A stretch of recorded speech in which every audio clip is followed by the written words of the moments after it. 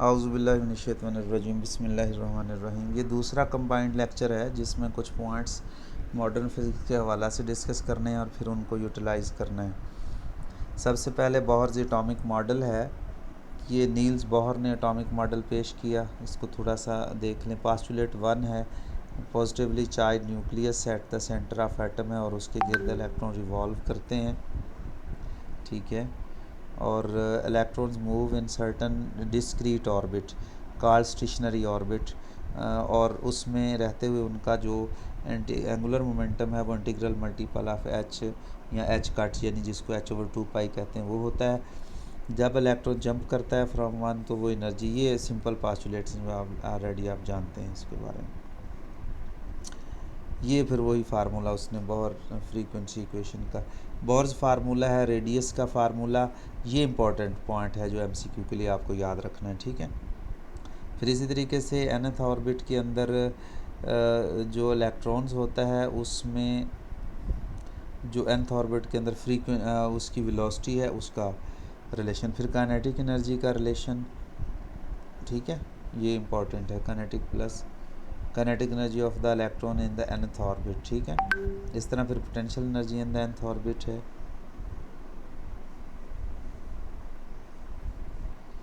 और total energy of electron in the nth orbit है। ये टोटल एनर्जी का फार्मूला, और ये इंपॉर्टेंट है इसमें टोटल एनर्जी के फार्मूले। E1 ये है, V1 ये है, और ये आपके पास ये इंपॉर्टेंट फार्मूले हैं, आपकी सिर्फ नज़र से गुजारने हैं, ये आपने लिखने हैं, लिख करके आपने इनको सॉल्व करना है। यानी आपने बाकायदा लिखना है, इनको लिख करके उनके ऊपर गौर करना है, गौर करने के बाद फिर आपने उनको अप्लाई करना है। रिड्यूस्ड मैस है, और फिर फ्रीक्वेंसी ऑफ nth ऑर्बिट में जो इलेक्ट्रॉन है उसके साथ एसोसिएटेड फ्रीक्वेंसी का फार्मूला है। अगर ट्रांजिशन होती है तो ये रेडबर्ग फार्मूला है, ये भी याद रखना है आपने। और रेडबर्ग फार्मूले में रेडबर्ग कांस्टेंट जो है उसकी वैल्यू ये आप इस तरह याद कर सकते हैं। इलेक्ट्रॉन वोल्ट में डायरेक्ट एनर्जी निकल आएगी, और आयोनाइजेशन पोटेंशियल भी डायरेक्ट आप कैलकुलेट कर सकते हैं इस फार्मूले से।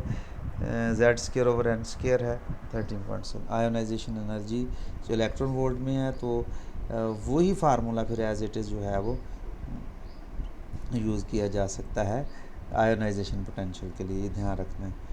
When an orbit n is increased, then the potential energy, total energy, angular momentum times increase, but the speed, kinetic energy, angular momentum and frequency, बड़े इंपॉर्टेंट पॉइंट हैं ये सारे पॉइंट्स। इसके अलग से पॉइंट्स बना लें और फिर आप आगे MCQs आप देखते हैं तो उसके अंदर इसको अप्लाई भी करें।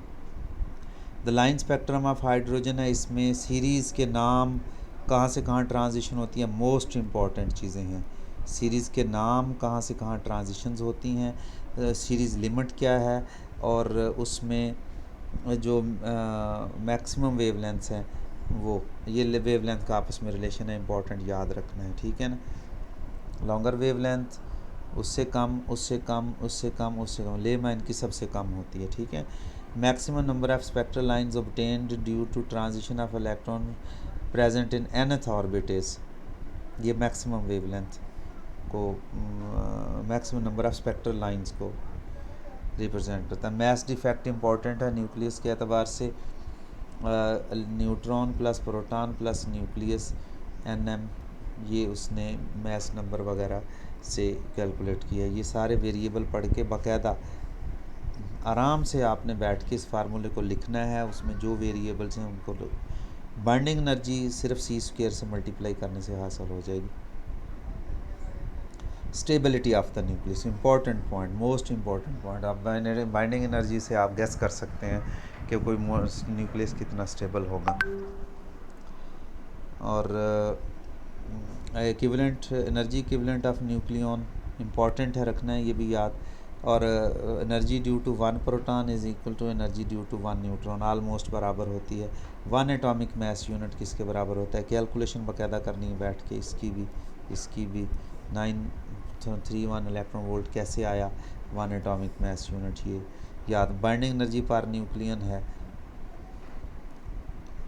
ये भी इंपॉर्टेंट कॉन्सेप्ट है। Packing fraction, packing fraction is the difference between the exact mass m of the nucleus and its mass number. Divided by the mass number. ये पैकिंग फ्रैक्शन है आमतौर पे, मेरे ख्याल शायद इसका क्वेश्चन ना आपसे पूछें। रेडियो एक्टिविटी वाला इंपॉर्टेंट है। Radio active property by which of the nucleus of heavy element disintegrate itself, खुद डिसइंटीग्रेट करता है with the spontaneous emission of radiation without being forced by external agent, यानी बाहर से हम उसके अंदर कोई उस तरह का मामला नहीं करते। रेडियो एक्टिव रेडिएशन 3 टाइप्स, ये आप सब इससे वाक़फ़ हो। Beta particles are unit negative charge, unit negative charge electron का यूनिट लिया हुआ है इसमें ना, और नो चार्ज और ज़ीरो रेस्ट मैस है फोटॉन्स की सूरत में, यानी गामा रेज जिसको आप कहते हैं। Alpha particles are the same as the helium nuclear, beta particles are the electrons, beta plus particles are the positron, gamma rays of electromagnetic radiation and like that. Alpha mission में nucleus इस तरह change होता है, beta mission में nucleus इस तरह change होता है, साथ में एक न्यूट्रिनो जो है वो निकलती है, ये ख्याल रखना है आप। एंटी न्यूट्रिनो न्यूट्रिनो का भी आपने ख्याल रखना है, कब एंटी न्यूट्रिनो निकलती कब न्यूट्रिनो निकलती। सोडी एंड रदरफोर्ड लॉ है, रेडियो एक्टिव डिके लॉ इसको कहते हैं, -dn/dt is proportional to the number of electron initially present. इसमें जो प्रोपोर्शनलिटी कांस्टेंट है उसको डिके कांस्टेंट कहते हैं या disintegration constant radio active element.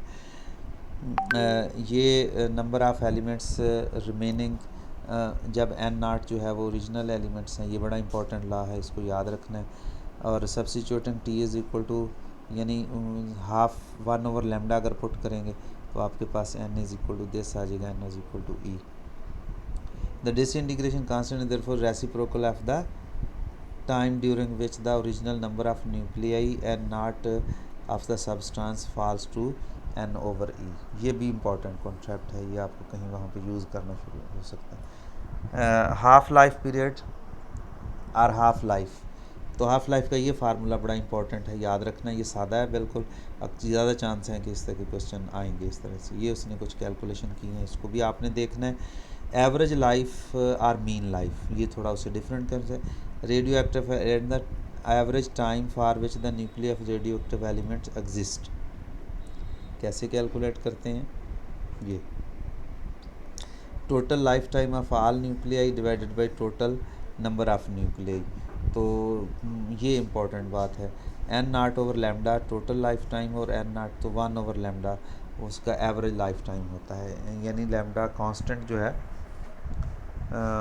जो डिके कांस्टेंट है उसका रेसिप्रोकल, ये इंपॉर्टेंट कॉन्सेप्ट है। The average life on individual radioactive nucleus is the reciprocal of its disintegration constant, that is tau is equal to 1/1.44 × t half. वो उसमें values put की हैं जो पिछले फार्मूला हाफ लाइफ का उसके साथ था, डिके कांस्टेंट के साथ। Number of nuclear decayed ND जो है वो n0e⁻⁻λ where 1/λ is time constant mean life आप इस्तेमाल कर सकते हैं इसमें। At t is equal to 1λ n is equal to this होता है, यानी 33% ऑफ n 36% ऑफ n0 जो है वो उसको एवरेज हाफ लाइफ उसकी कह देते हैं, ठीक है। 63% जो है वो at time t is equal to λ। Decay rate or activity, the rate of decay of radioactive substance is commonly known as its activity. It is determined by the nuclei that decay in unit time or by the number of decays per second। ये ध्यान रखना है, इसको disintegration पर second भी कहते हैं, इसकी यूनिट्स हैं ये। उसने डिसइंटीग्रेशन पर सेकंड के लिए कहा कि r is equal to lambda n0 e⁻⁻λ t और r is equal to r0, इसको r0 कह दिया लैम्डा t। इनिशियल एक्टिविटी, ये एक्टिविटी जो है डिक्रीज़ होने का फार्मूला है विद रिस्पेक्ट टू टाइम, कैसे एक्टिविटी डिक्रीज़ होती है। तो एक्टिविटी जो है वो हमेशा एक जैसी नहीं रहती है, वो डिके करती है विद रिस्पेक्ट डिक्रीज़ होती है विद रिस्पेक्ट टू टाइम, और उसका फार्मूला ये है, ये इनिशियल एक्टिविटी है। तो इनिशियल एक्टिविटी का फार्मूला भी याद रखिए। Unit of activity 1 curie is equal to 3.7 × 10 disintegration per second. 1 Rutherford का यूनिट भी है, बाज़ दफ़ा बैकेरल का यूनिट अक्सर आपने सुना हुआ होगा। प्रोबेबिलिटी है P सर्वाइव्ड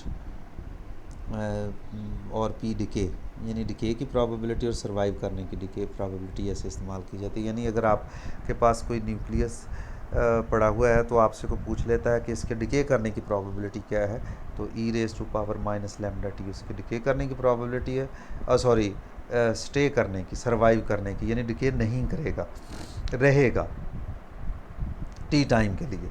और टी टाइम के लिए नहीं रहे, टी टाइम बाद वो डिके कर जाएगा, या टी टाइम में उसके डिके करने की क्या प्रोबेबिलिटी, वो इस तरह कैलकुलेट करते हैं। Successive radio activity at t is equal to 0 n0 let n0 and at t is equal to t let n a is equal to n0 e⁻⁴ n b क्या होगा, तो ये n b कैलकुलेट करने का formula successive a है, b और b आगे कैसे इंटीग्रेट करेगा। when heavy nucleus decays then effective value of lambda is equal to this। Next हमारा पॉइंट है कि when heavy nucleus decays the effective value of lambda is equal to λ1 plus λ2 if t be the half life then t is equal to t1 plus t2। खैर ये इतना ज़्यादा नहीं पूछे। हाँ, ये after every half life the fraction जो है ना वो percentage goes into this nucleus is equal to n0 into n0। यानी इसमें आप ना, अगर वो आपसे पूछ सकता है 2 हाफ लाइफ बाद कितना रह जाएगा, 3 हाफ लाइफ, 4 हाफ लाइफ, तो जितने हाफ लाइफ के बाद आपने नंबर ऑफ़ न्यूक्लियस बाकी रह जाने वाले हैं, डिके हो जाने वाले और बाकी रह जाने वाले जो है ना वो इस्तेमाल होंगे, तो इसलिए इसमें आपने यूज़ कर लेना। Decayed in delta T time is D N is equal to lambda N D delta T, उसके साथ मल्टीप्लाई करके आपने कैलकुलेट कर लेना। ये इंपॉर्टेंट फार्मूले, ये अब आपने रख लेने। न्यूक्लियर फ्यूजन है, in it a heavy unstable nucleus breaks into smaller parts an energy of about, nuclear fusion में ये इंपॉर्टेंट पॉइंट है, याद रखना कितनी एनर्जी, और 3 न्यूट्रॉन्स आर एमिटेड U235, ये उसने एक रिएक्शन करके दिखा लिया। Atom bomb is based on the nuclear fusion.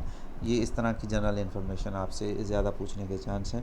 99% of energy is converted into heat, rest is converted into kinetic energy of the neutron, gamma rays and light और product nuclear. ये भी important बात है, आपने याद है, हीट एनर्जी में convert हो जाती है 99%। ये जो 200 mega electron volt per nucleon आपके पास हुई।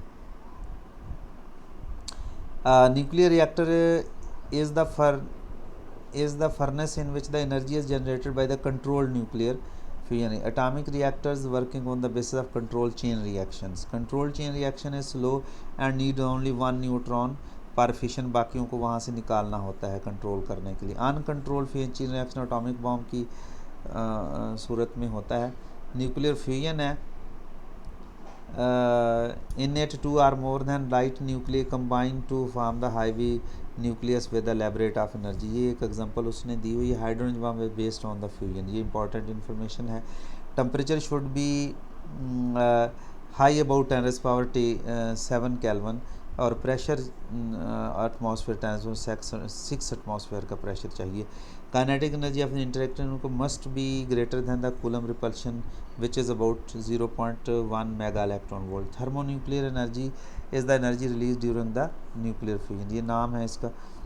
fusion reactor are better than fission reactor because harmful radiations are not produced in them। photons are needed for the fusion while neutrons are needed for the fission process। Protons need करते हैं उसके लिए, fusion के process के लिए। Destruction caused by the nuclear weapons on the mass time scale is terms as the nuclear Holocaust.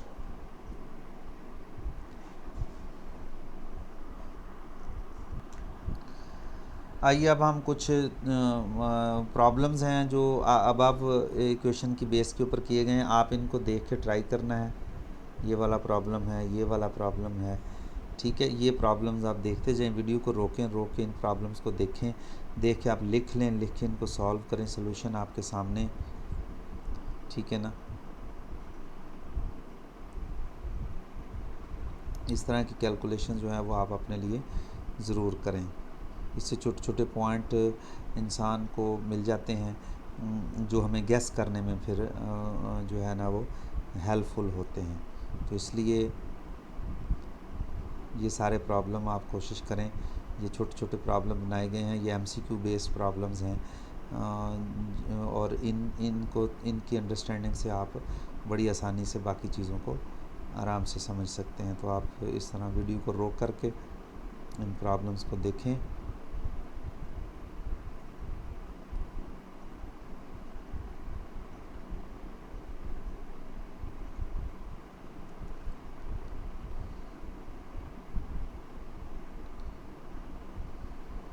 ख़ास तौर पे जो सिंपल कैलकुलेशंस हैं जिसमें छोटे पॉइंट्स हैं, अब हम प्रैक्टिस एमसीक्यूज़ की तरफ चले जाएंगे। ठीक है ना। प्रैक्टिस एमसीक्यूज़ में सेकंड क्वेश्चन ज़रा इम्पोर्टेंट है। The acceleration of electron in the first orbit of hydrogen atom, acceleration इसमें कैलकुलेट करने की कोशिश की गई है। और एम वी सेंट्रीपिटल एक्सेलरेशन होगा, उसमें सेंट्रीपिटल एक्सेलरेशन के हवाला से आपने बोहर के एटम को फर्स्ट ऑर्बिट में इस्तेमाल करना है और उसमें बी पार्ट निकलेगा। ये आप कैलकुलेशन कर लें। Check the correctness following statement about the model. ये दफ़ा करेंगे, इस तरह के आपको नहीं आते। द alpha particle fly towards the nucleus with momentum ps r. What will be the distance of closest approach when the momentum of the alpha particle is 2pr? तो वो क्लोजेस्ट अप्रोच का जो डिस्टेंस है वो आपने फाइंड आउट करना है r/4। ये वो फार्मूले जो आपको बताए हैं उसमें आप जो है ना वो r इज़ 1/p² के प्रोपोर्शनल होता है। ठीक है। और ये निकलेगा कहाँ से फार्मूला 1/p² वाला? ये थोड़ी सी मैं कैलकुलेशन आपको बता देता हूँ। मसलन डिस्टेंस ऑफ क्लोजेस्ट अप्रोच के लिए ये इस तरह की कैलकुलेशन है। p²/2m is equal to 1/4 pi epsilon at coulomb force है q1 q2 over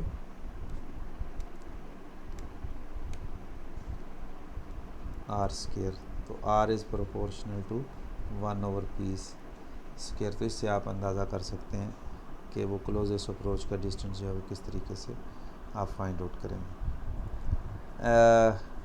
as the orbit number increases the distance between two consecutive orbits in an atom और ion having single electron increases decreases remain same, first increases and then become constant. ठीक है। इसमें देख लेते हैं। As the orbit number increases the distance between two consecutive orbits, वो एक दूसरे से दूर दूर होते जाते हैं, तो प्रोबेबली इसमें इंक्रीजेस आएगा। ठीक है।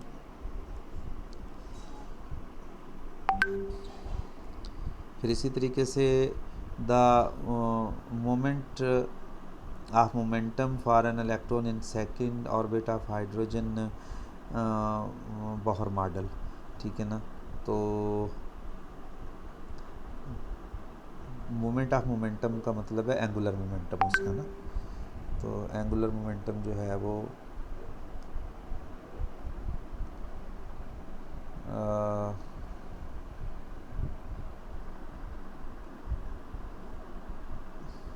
एंगुलर मोमेंटम किस में उसने पूछा है?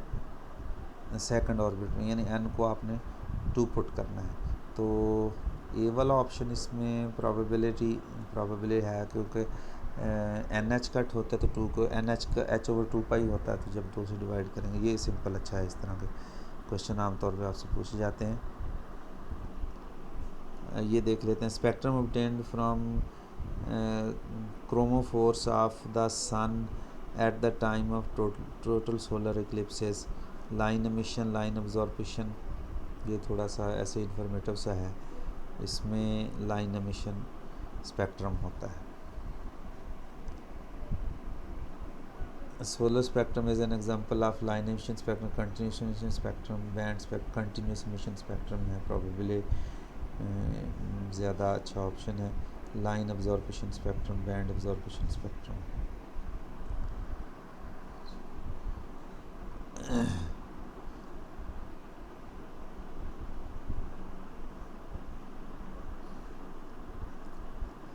if lambda 1 and a wavelengths of the first members of the Lyman-Paxton series respectively lambda 1 to lambda 2 ratio जो है ये आपने वो फार्मूला लेना है, वहाँ पे लैम्डा एक के लिए लैम्डा 1 रख लें, एक के लिए लैम्डा 2, पैस्टन के लेमन के फार्मूले पैस्टन के फार्मूले आप उनकी फिर रेशो लें, ठीक है ना। तो इसमें आंसर है इसका वो डी दे रहा है, लेकिन आप खुद कैलकुलेट करेंगे उस फार्मूले से।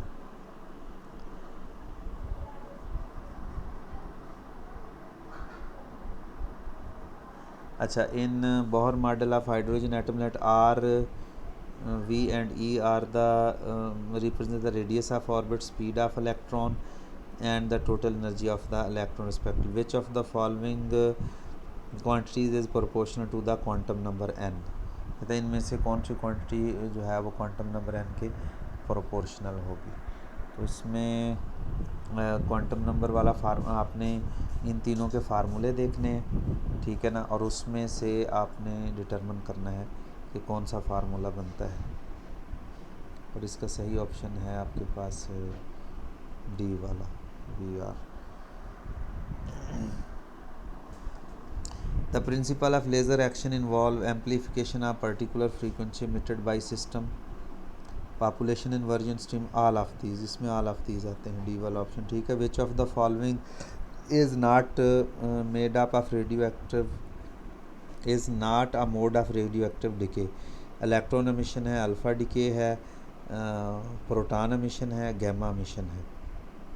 विच of the following is not a mode of radio active decay, यानी वो वाला रेडियो एक्टिव डिके में नहीं होता एमिशन। तो अल्फ़ा डिके होता है इसमें, और इलेक्ट्रॉन एमिशन भी होती हैं, बीटा पार्टिकल जिसको आप कहते हैं, और गैमा एमिशन भी होता है इसमें। प्रोटॉन एमिशन जो है ना वो अब प्रोबेबली इसमें रेडियो एक्टिव डिके में नहीं आता। इन radio active decay process the negatively charge emitted beta particles are electron present inside the nucleus, electron produced as a result of decay of neutron inside the nucleus, ये probability ठीक है, B वाला option यही ठीक है।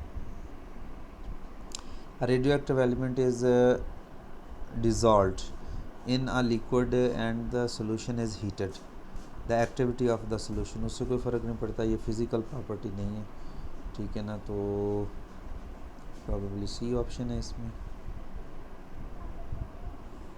फ़र्क नहीं पड़ेगा क्योंकि फिज़िकल प्रॉपर्टी नहीं है, ये टेम्परेचर वगैरह से फिज़िकल प्रॉपर्टी पर फ़र्क पड़ता होता है। If only one atom of radio active element is left then the atom dissing after infinite life, ये इम्पोर्टेंट है क्योंकि अब उसका आधा तो नहीं होगा, वो हाफ लाइफ का कंसेप्ट है। If at the end of wire is irradiated, और देखते हैं कि अच्छा हो।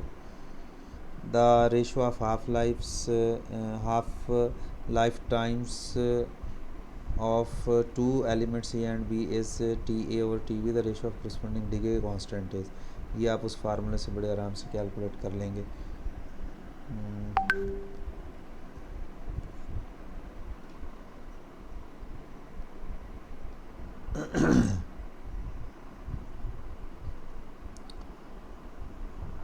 A particular nucleus is in a large population of identical radioactive nuclei survive 10 half-lives of that isotope. The probability that this surviving nucleus will survive the next half-life is,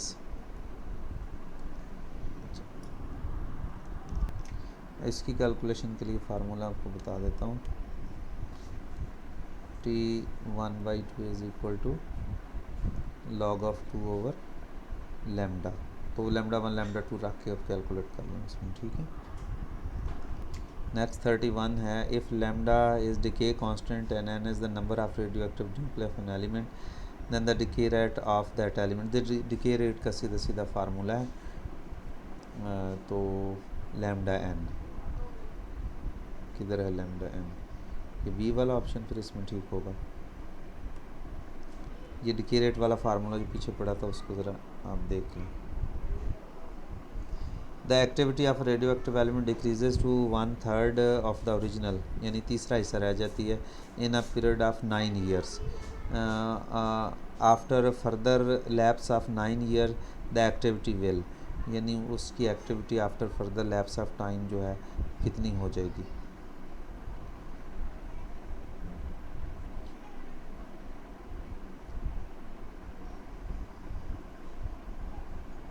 सी इसमें correct option है। ये एक लंबी calculation है, वैसे आप इस idea को वैसे याद रख लें।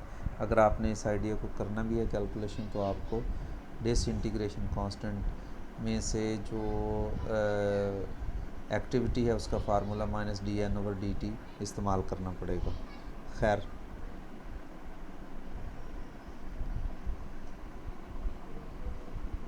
नेक्स्ट कौन सा कोई अच्छा है उसको देख लेते हैं। 34 अच्छा है। Radio active substance has half life of 4 months, यानी हाफ लाइफ कितनी है उसकी, 4 मंथ्स की ध्यान रखना है। The 3/4 of the substance will decay in 3/4। अब उसने जितना सब्सटेंस उसका होना है वो कैलकुलेट कर लिया, तो 3/4 आपने उसमें है, तो इसमें देख लेते हैं इसकी कैलकुलेशन करके। कैलकुलेशन में फार्मूला कौन सा यूज़ होगा, फार्मूला यूज़ होगा, आपको बताया था कि n/n0, यानी n0 ओरिजिनल है, इज़ इक्वल टू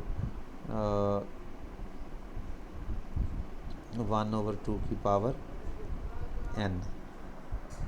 अब उसने डिकेइंग फ्रैक्शन कितनी है, 3/4। तो सर्वाइविंग फ्रैक्शन रेडियो उसने पूछा क्या था, 3/4 ऑफ सब्सटेंस विल डिके इन, यानी कितनी टाइम में वो डिके कर जाएंगे। 3/4 डिके कर जाएंगे, तो बाकी कितने रहेंगे पहले ये कैलकुलेट कर लेते हैं।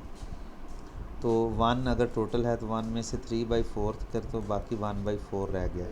तो फिर इसका मतलब ये हुआ कि इसको 1/4 रखेंगे n/n0 को। फिर आपने 4 मंथ्स है, 3/4 कितनी देर बाद रह जाएगा, ठीक है ना। तो फिर आप n=2 लगाएं, तो 4 मंथ्स t=4 आ जाएगा और t=8 मंथ्स। तो करेक्ट ऑप्शन जो है वो 8 मंथ्स वाला होगा। इस कैलकुलेशन आप करें। इसी तरह से नेक्स्ट जो है वो 35 है। There are 3 lumps of given radio active substance, their activity is in the ratio of 1 2 3। Now what will be the ratio of their activities at any further date, यानी बाद में उसकी एक्टिविटी जो है वो क्या होगी। तो इसमें 1 2 3 ही रहेगी, जितनी उस एक की कम होगी उतनी दूसरे की, उतनी ही तीसरे की। तो एक्टिविटी जो इंडिपेंडेंट ऑफ टाइम होती है, ये ध्यान रखना। इसी तरह बाकी ये वीडियो रोक के देख के ट्राई करें, इसको देख लेता हूँ मैं। और कोई अच्छा है, 42 है, इसको देख लेते हैं। 42 में क्या पूछा है इसने, the half life of radio active substance is 20 minutes, the time between 20% and 80% decay will be, यानी 20% डिके का टाइम कैलकुलेट करना है, 80% डिके का टाइम कैलकुलेट करना है, वो जो टाइम वाला फार्मूला आपको समझाया है। तो आंसर आपका आ जाएगा डी वाला ऑप्शन इसका, ठीक है। ये आप बकायदा कैलकुलेट करें। वालेकुम अस्सलाम बच्चे, कैसे हाल हैं, क्या कर रहे हो? ओके, थैंक यू, मौज करो आप। और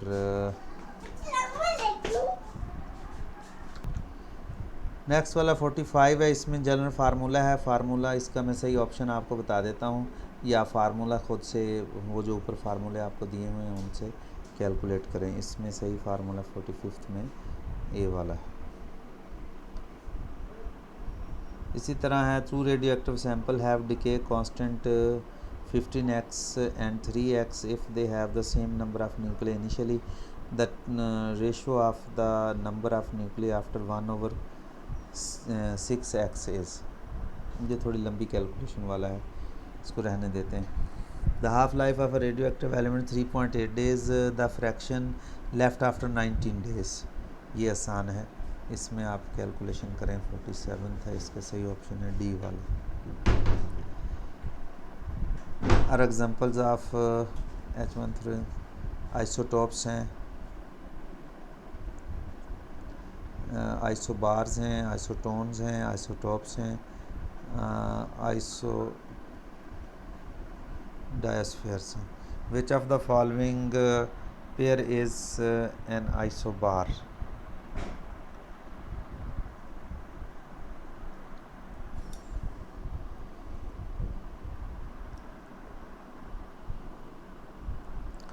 इनका मैस नंबर एक जैसा है।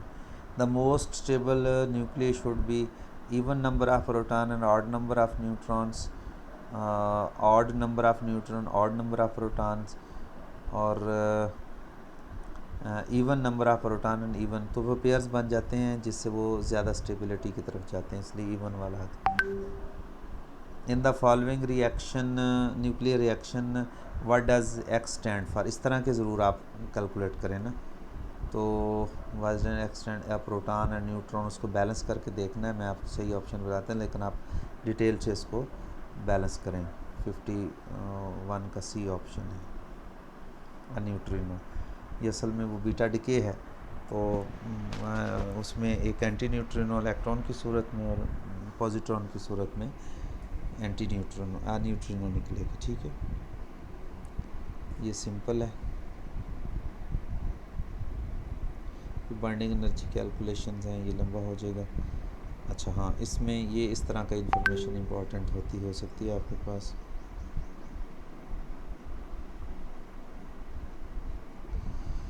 The atom of a heavy fissionable element hit by the neutron is sufficient energy breaks into 2 or higher, नहीं ये वैसे अजीब सा है।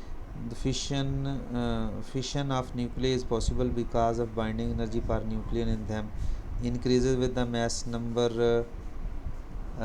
at high mass number, decreases with the mass number at high mass number। Fission में असल में ऐसे फ्रेगमेंट जिसमें बाइंडिंग एनर्जी जो है वो ज़्यादा हो जाती है, increase with the at low mass number. C option इसका प्रोबेबली ठीक है।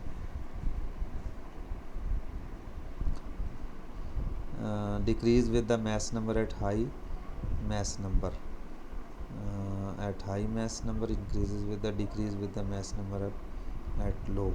Fission of nuclei is possible because the binding energy per nuclei, हाँ वो हाई mass number के ऊपर ज़्यादा होती है बाइंडिंग एनर्जी कर्व, और फिर जब लो mass number की तरफ बाइंडिंग एनर्जी ज़्यादा, जो सबसे ज़्यादा 56 के ऊपर आयरन की होती है।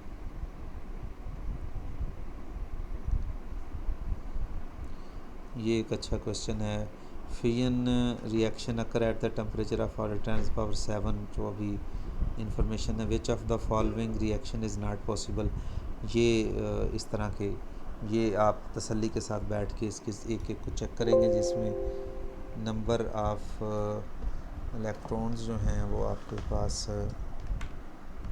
ज़्यादा होंगे। सॉरी फॉर दैट, ये बैटरी लो हो रही है, मैं ज़रा इसको चार्जिंग पे लगा लूँ। ओके ठीक है। इसमें सही ऑप्शन जो है वो सी वाला है, is not possible. Nuclear fish 0. mass of the energy released in the 1 kilogram of mass, ये इज़ इक्वल टू mc² वाले फार्मूले से कैलकुलेट करना है। ये भी अच्छा क्वेश्चन है, इस तरह के आपसे पूछे जा सकते हैं, तो आपको वो पेंसिल से लिख के फ़ौरन आइडिया हो जाना चाहिए।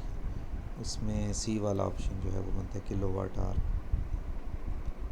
इसी तरीके से यहाँ पे देख लेते हैं, see through the following reaction alpha particular electrons हैं, नहीं ये इस तरह का नहीं आएगा आपको।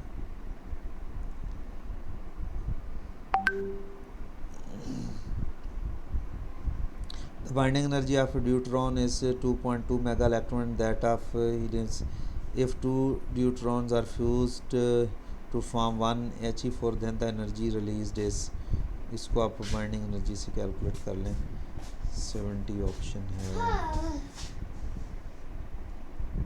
इसमें 23.6 electron volt. In nuclear fission the percentage of mass converted into ये इज़ अबाउट, ये फैक्ट है। आप इसका इस फैक्ट को याद रख लेंगे। सी वाला ऑप्शन है 0.1%, वो शुरू में आपसे बात की थी। It's okay.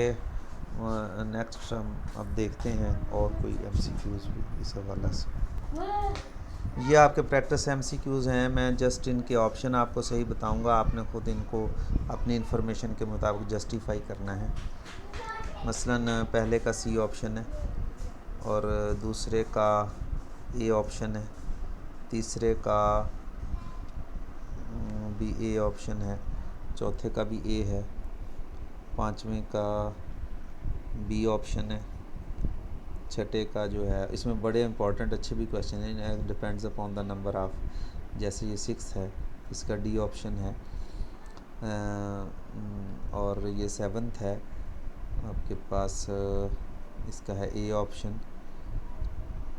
ये एक न्यूक्लियर रिएक्शन उसने बताया हुआ है, ये भी अच्छा है। इस तरह के शॉर्ट क्वेश्चन MCQs आपसे पूछे जा सकते हैं। 8वें का है ए ऑप्शन, 9वें का है बी ऑप्शन,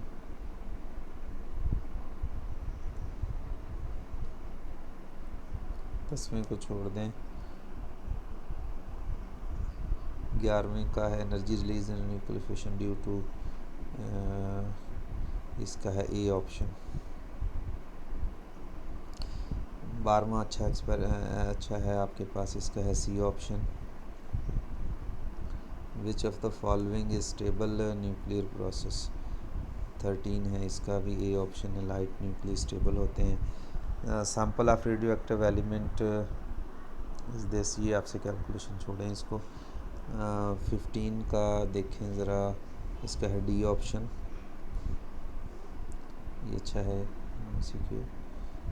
और इलेक्ट्रॉन, ये कूलम फोर्स वगैरह का ताल्लुक इसके साथ है। 16 का ये भी अच्छा है, इसका है डी ऑप्शन। और 17 का है सी ऑप्शन। ये लाजमी तौर पे आप पढ़ें, इनकी प्रैक्टिस आपने लाजमी तौर पे करनी है। और 18 का है डी ऑप्शन।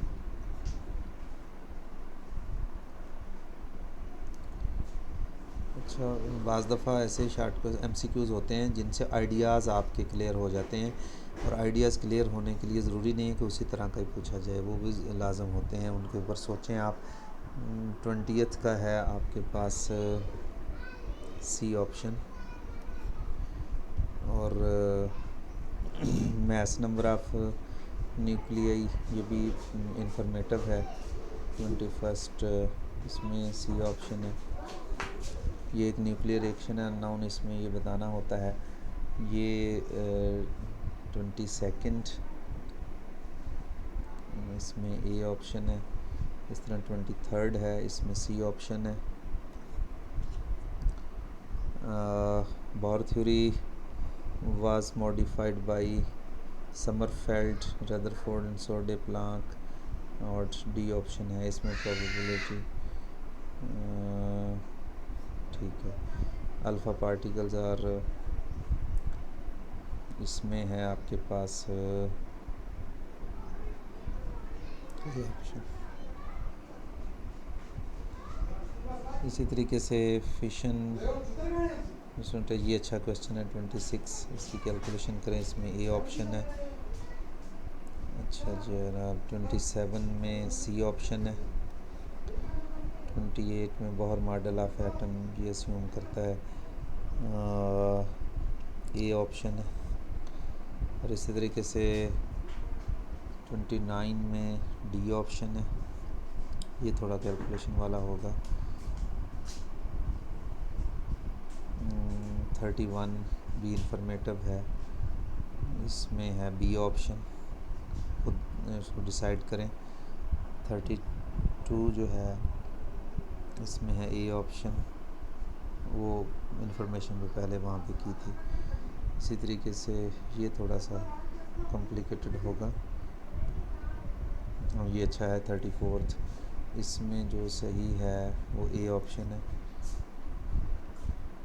इसी तरीके से 35 है, इसमें है ए ऑप्शन।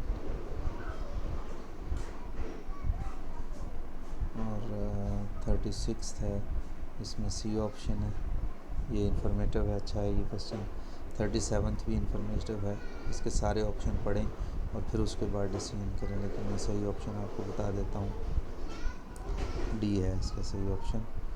ये अच्छा है, इस तरह के आपको आते हैं। 38 इस तरह का है, तो इसमें 38 में सी ऑप्शन। चलो खेलो बेटा जाके उधर, शाबाश।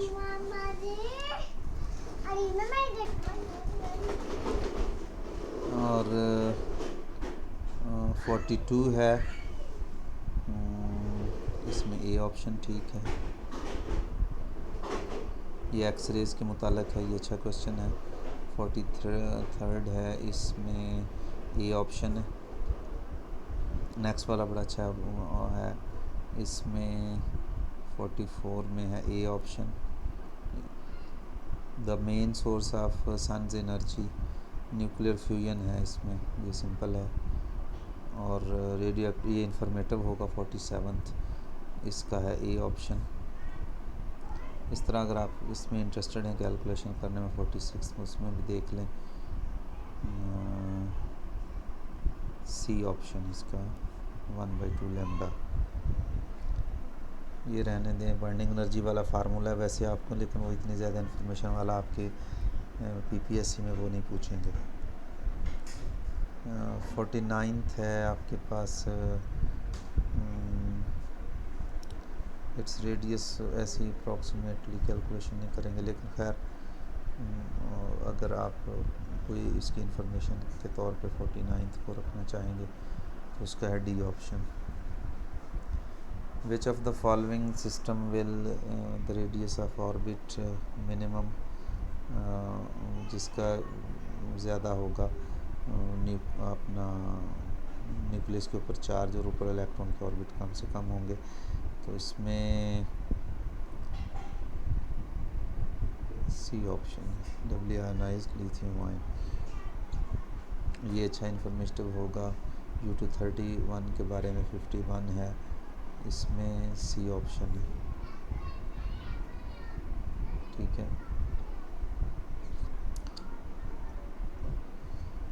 ये भी अच्छा है 52nd इंफॉर्मेशन के एतबार से, इसमें बी ऑप्शन है। और ये रेशो वाला भी अच्छा है 53 देयर न्यूक्लियर डेंसिटीज़, वो भी अच्छा रहने, ये इंफॉर्मेटिव है वैसे। इसको डेंसिटी के एतबार से आप कैलकुलेशन ज़रा देखें। 53rd का है वैसे सही, बी ऑप्शन 1:1 होगी। और देख लेते हैं कुछ अच्छा है इसमें।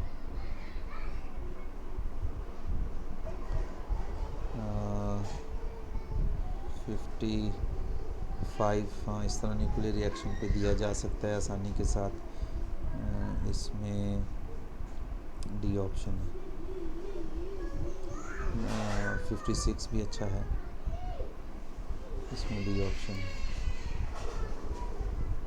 ये लॉग शॉक लेना है, टेनिस पावर वो नेचुरल है, आपको उसमें कन्वर्ट करना है लॉग ई की बेस वगैरह में। ये इसकी कैलकुलेशन तसल्ली के साथ बैठ के देखें। 57th में जो ऑप्शन है वो डी ऑप्शन है, ठीक। इस तरह 58th में सी ऑप्शन है 1/m। ये है टाइम के लिहाज से, ये थोड़ी सी इन्फॉर्मेटिव है 60 वाला, इसमें बी ऑप्शन है।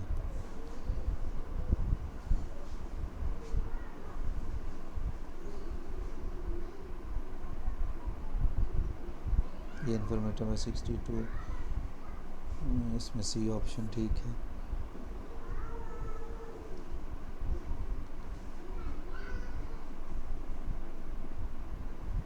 ये भी अच्छा इन्फॉर्मेटिव है, इसमें वो मिक्सचर का बताया गया 63rd में, इसमें डी ऑप्शन है। ये अच्छा है हाइड्रोजन वाला, ये आपसे भी पूछा जा सकता है 64 वाला, डी ऑप्शन है, इसमें चेक करें। और फिर इसी तरीके से जो 65 है उसमें बी ऑप्शन।